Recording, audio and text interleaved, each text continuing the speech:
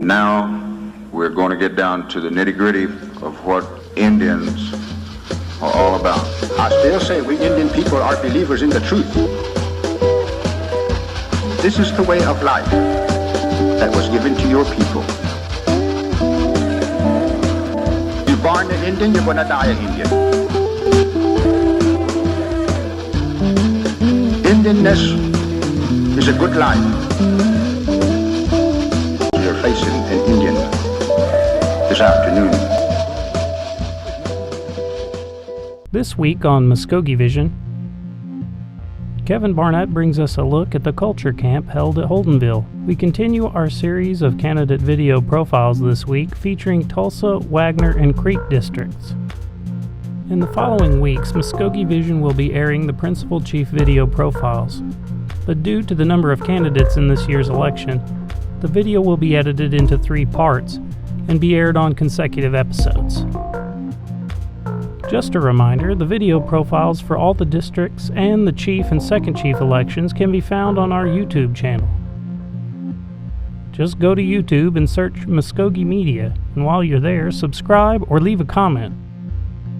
We'll be right back after these quick messages, and once again, thank you for watching Muskogee Vision. The way we present ourselves sends a message.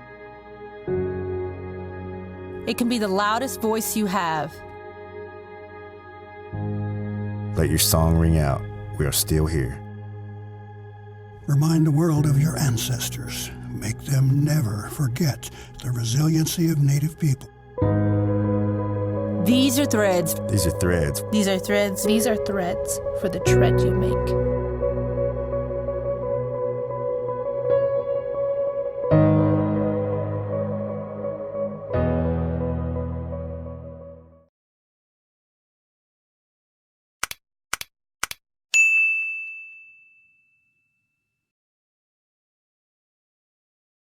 Breaking legal news from Muskogee Media.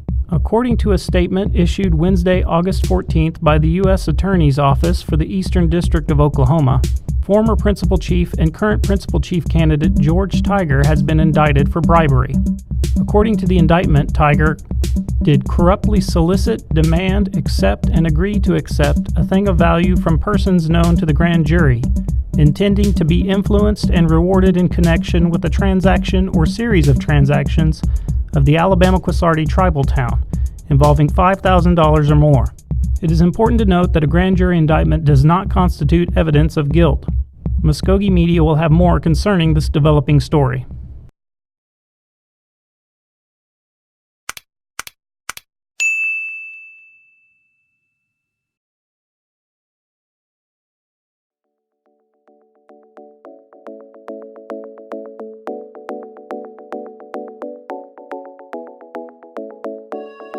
Fold it over. Don't do a whole bunch because it'll get thicker and thicker. Is that good right here? Just enough to where your hands aren't sticking. A cultural program is what I've called it. We started, our first one was the first Wednesday of June. We do it every Wednesday in the month of June. We're ages 4th through 7th grade. I think it's important for the program because, some of the kids, they may not get introduced to their culture for different reasons. We have kids that don't know the culture. They don't know the language, and I just think it's important that they know that, so this is where I started.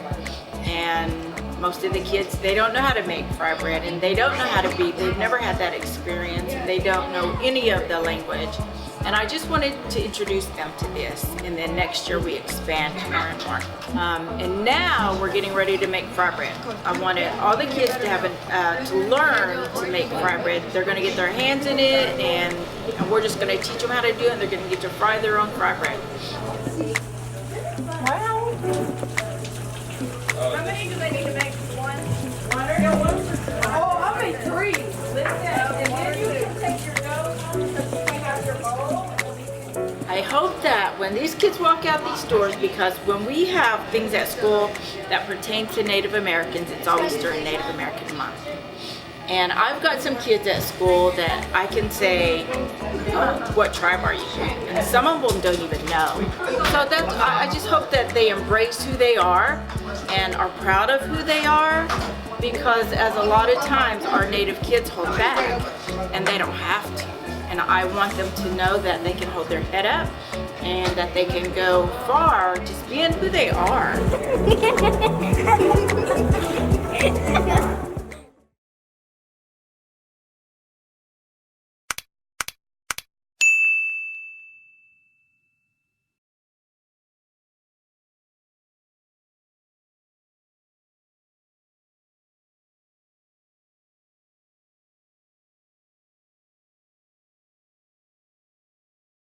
As a current member of the council, it's not a matter of what I want, but the will of the people is what they want. I think on this issue, it's issue's been around for quite a while, and I would like to have community meetings and town hall meetings to discuss this issue. I think it's an issue that once we get there, it's a discussion I want to hear from the people of what they want. The permanent fund investment is presented to the nation every quarter by the principal chief. The Business and Finance and Justice Committee has allowed for the Muskogee Creek citizens to stay in the executive session when we talk about the gaming revenues, and which 15% of the gaming revenues go into the permanent fund for investments. All financial information that is disclosed in the executive session has to stay in the executive session. And also, I believe in transparency for all tribal entities of the government. The council does not have any daily control over the tribal investments and gets quarterly reports. I believe the executive branch should present a quarterly report to the nation or have it available in the Comptroller's office for review of all the investments that we do, whether it's for the profit and loss of each one. All council agendas and meetings are posted on the Muskogee Creek Nation website under the tab of National Council. At-large citizens can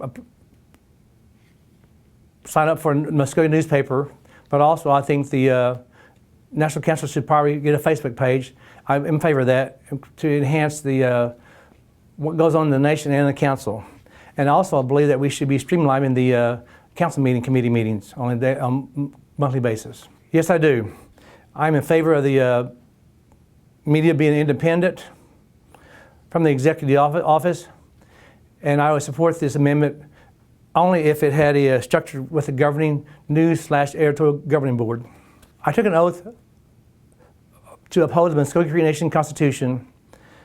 Article 3, Section 3 says basically, in order to be a Muskogee Creek citizen, you must be a lineal descendant of Muskogee Creek Indian by blood, which name appears on the final rows provided by Act of April 26, 1906. Thank you.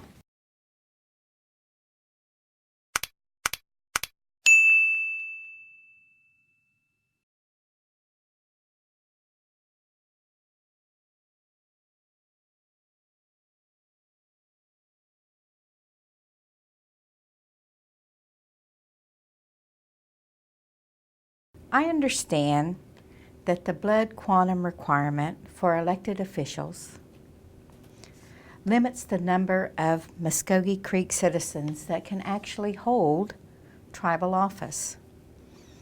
The issue may very well be, why can't tribal citizenship be the qualifier for the elected offices instead of the citizenship requirement,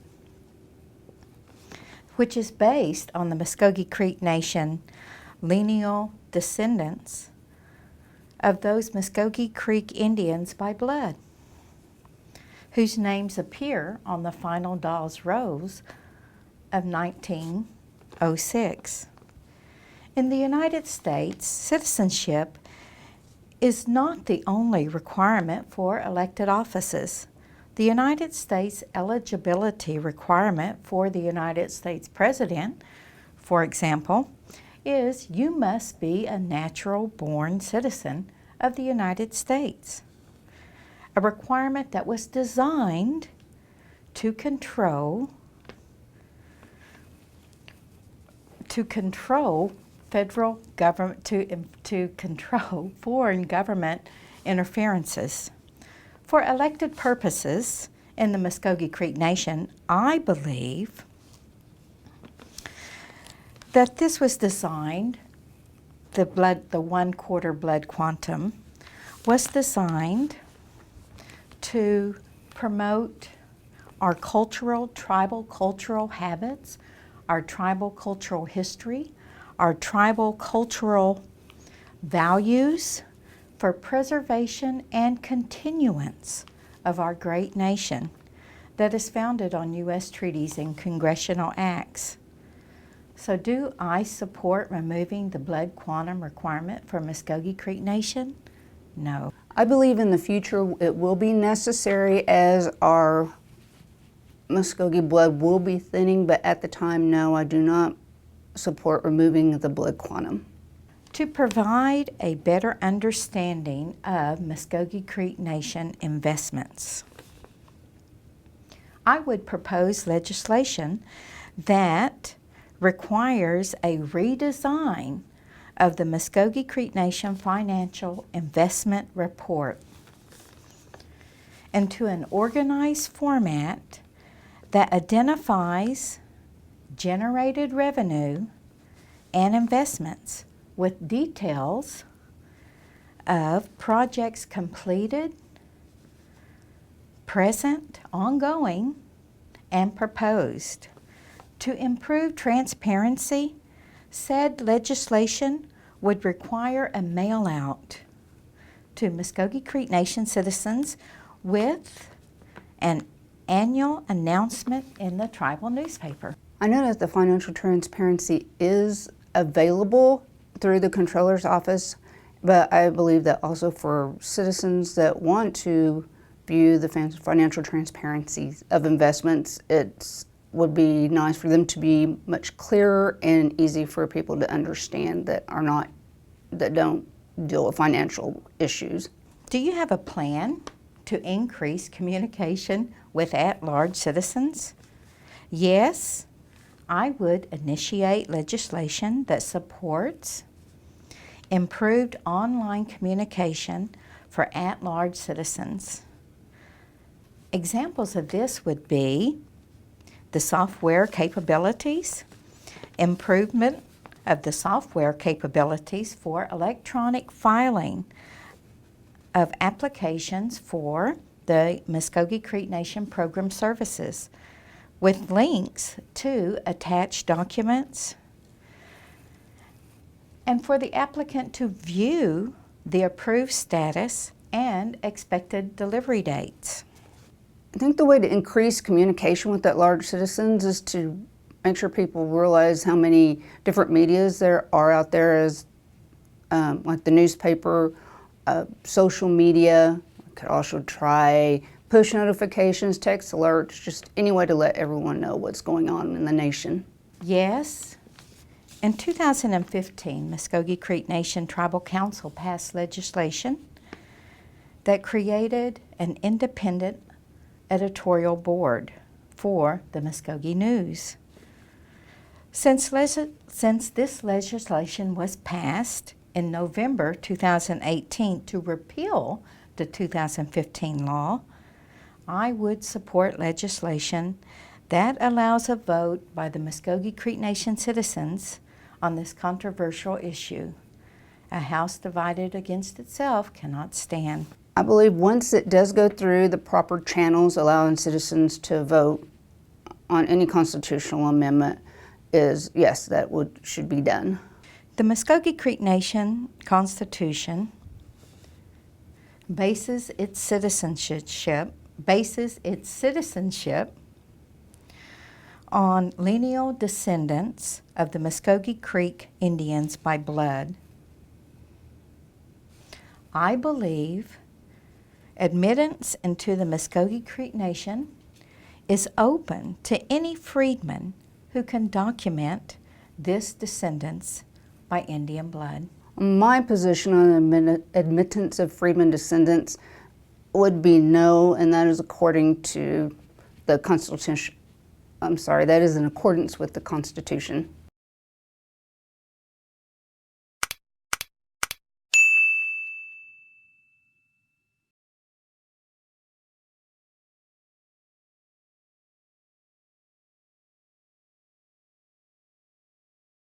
No, I don't currently support the removal of the blood quantum requirement for public office. I feel that we currently do not have a need for change because we have those who are interested in serving our citizens. However, in the future, it may be the case that it has to be changed to find viable candidates. I support the people's right to decide the issue. I think that it is overdue for the people to have their say in the matter. I think that it has been this issue that, for whatever reason, elected officials have not wanted to confront. My personal belief is that it is not necessarily in the best interest of the current National Council seats, or the chief for that matter. If we did away with the blood quantum, it would open up the candidate field. The reason I say that it's not in the best interest of the National Council, take the at-large voting, for instance. Previously, you only voted for people in your own district. That was changed to where you have to campaign the whole nation. That's not in the interest of the candidate because it's more expensive and it takes more time to get elected. That issue has been on the ballot 3 times, but has yet to be overturned. So I don't think it's as important what I personally feel if it should be a blood quantum requirement or not, but I do support and pledge that I would give the voters an opportunity to decide the matter. The question is removing the blood quantum requirement for the Muskogee Creek Nation public office. I'm not of the opinion that I can take a position on this particular question.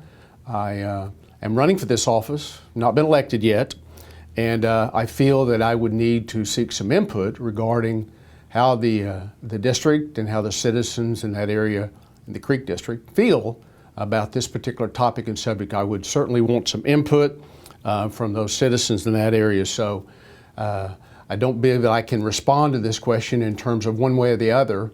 If elected, I will certainly have to and will be glad to take the oath to support the Constitution, those things that are currently in place. I believe over the years, transparency has been improving. I think that our citizens deserve to know what their government is investing in, how much is being made from those investments, and how the proceeds are being used to benefit our citizens and our tribal communities. The real question is, what do our people need so they can feel there is transparency? I think overall, this particular council has been very non-transparent in all meetings and all matters. The reason I say that is we've had far too many extraordinary and emergency sessions where sometimes meetings happen, legislation is passed, financial decisions are made before the people overall even knew that a meeting was being held. So I think that the best way to address this would be through the policies and procedures of the National Council, maybe even adding to the codes of the National Council to require it by law that all meetings be publicly recorded, publicly, online archived for the citizens to be able to be a part of that process, to see the legislation before the meeting, to be able to formulate questions to ask their representatives, to see the discussion that happens at these meetings, and for it to be, archived and readily available for the citizens. Then it's up to the citizens whether or not they participate in that forum, in that platform. Improving the financial transparency of investments by the nation, I believe, is a rather easy one in terms of that information is available. I know that the controller and those individuals that monitor those investments, that they have that information. I think it's just merely a case where we would need to provide that and put that up either on a quarterly basis, which might be a minimum, but that could be done very easily, either added to the quarterly report and identified clearly so citizens can see and know where those dollars are invested, not just the permanent fund, but other funds as well. And so it would be my plan, in fact it is a platform of mine, to be able to seek some accountability as well as transparency in the financial situations of the district. So you might also add that to the web, and make it available. There shouldn't be any secrets on those particular items. Currently, the chiefs and the council attend meetings with our at-large citizens. Possibly the use of teleconference for special quarterly meetings and interactions for at-large citizens with our leaders would be an idea. We also have a special liaison that interacts with our at-large citizens and our council members. I think transparency and availability to all people, whether you live in this district or whether you live in jurisdiction or not, is important.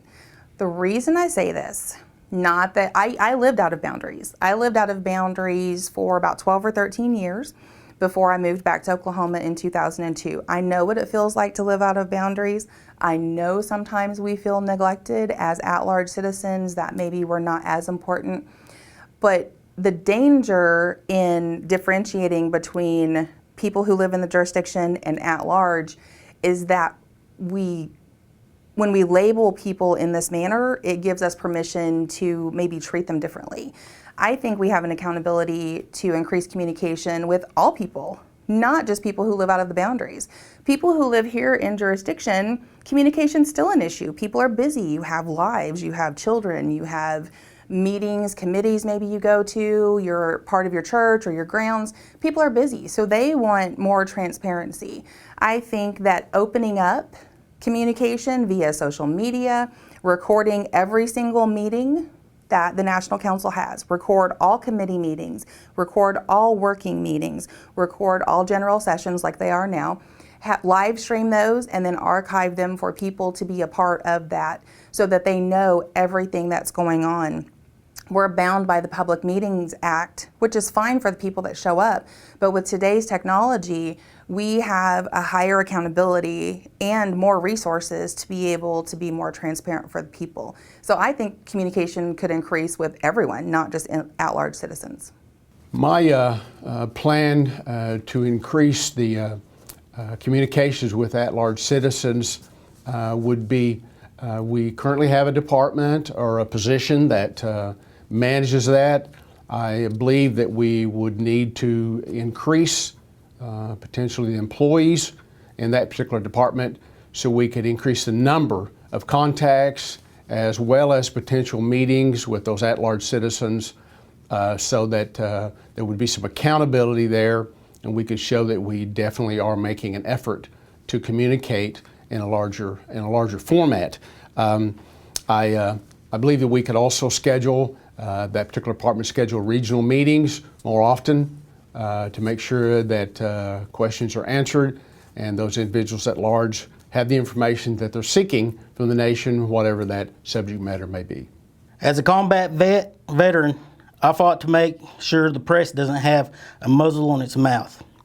I will absolutely support the Muskogee media as a constitutional agency, period. Free press. So this particular situation that we have with really, in actuality, even though the legislation that ended up being passed implies we have a free press here at Muskogee Creek Nation, we do not. They are very much at risk and under attack by elected officials here and controlled by the elected officials currently, the current regime, if you may. So I do feel that people, they have a U.S. constitutional right to a free press. Our Muskogee Creek Nation Muskogee Creek Nation Constitution actually specifically says we cannot deny our people any U.S. constitutional right. We've denied our people the right to a free press. 100%, absolutely, this should be a constitutional question that should go to the people as a vote. If the people decide they don't want a free press, I mean, we'll have to live with it. But it should be answered by the people because it is a U.S. constitutional right. So I would commit to that. I would commit to putting my name or my efforts towards legislation to make sure that the free press question goes to the people, and if ratified by the people, creating new legislation to have a free press that is finally free from governmental influence like we have now. Allowing citizens to vote on a constitutional amendment for the free press. My statement would be that first, I am of the opinion that the last legislation that was passed on this particular subject matter, I thought, granted the free press and took that group back out and allowed them to have their board members. I know there was some back and forth in that legislation and some discussions and some agreements made, but I'm of the opinion that that's what occurred, that they were taken out and they were given that free press status. Now, that may be defined by others vastly different than what I'm referring to. But secondly, with regard to this question, I'm of the opinion that if there would be a constitutional amendment via a referendum or a initiative petition of some nature, and that was brought forth with sufficient signatures to the proper entities in the nation, then I believe that if elected, I would support that particular vote. No, I believe a citizen of our tribe should be Creek by blood. This is a very complex question that the federal government is reviewing. However, I feel as a sovereign nation, we should get to determine who our citizens are. Mado. So the issue of freedmen descendants being enrolled in the Muskogee Creek Nation, I would be willing to let the people decide that. I don't feel that it is something that only the elected officials can decide. I think that the people, our Constitution actually gives our Muskogee people more say, more influence over every aspect of our government. You can vote for every single district. We have the right to petition. We have the right to introduce legislation, as a citizen just demonstrated with this, with the doing away from the blood quantum. The citizen drafted legislation, sent it to the chief's office, and it went over to the council, which nobody picked it up to sponsor it so that the people could vote on it. But it is your right to introduce legislation to the National Council. So I would be willing to let this issue go to the people at large and have the people decide, rather than just have, you know, a limited number. You would have the National Council, of course, we would get advice from the administration and the cabinet members, but you're talking about a decision that would be made by 30 people or less, whereas the people at large could actually decide the matter once and for all. The last question is the position on the admittance of freemen descendants into the Muskogee Creek Nation. And as I understand, currently there is a litigation pending, and I think a federal court. I've not researched that heavily, but I believe that it would be improper for me as a candidate and as an employee to comment on what would be my position. We've been instructed that that's an AG question, and so we've been referring those to the Attorney General when those come up regarding this particular issue, as it is currently in litigation.